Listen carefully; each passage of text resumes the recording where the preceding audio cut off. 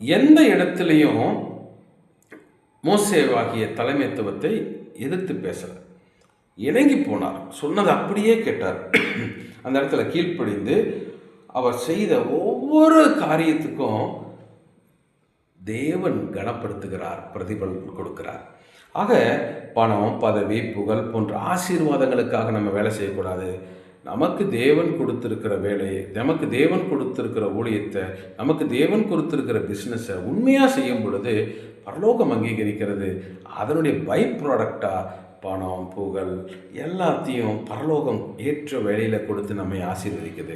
ஆக எனக்கு ப்ரமோஷன் வேணும், அதனால் இந்த வேலையை நான் நல்லா செஞ்சேன், அடுத்த ப்ராஜெக்டில் என்னை சேர்த்துக்கணும், அதுக்காக நான் இதை செஞ்சேன், இவனை விட நான் எப்படியாவது மேலே வரணும், அதுக்காக நான் இவ்வளோ டேலண்ட்டை பயன்படுத்தினேன், எப்படியாவது நான் மேலே வரணுங்கிறதுக்காக அவனை கவுத்தேன், அப்படியெல்லாம் இல்லை.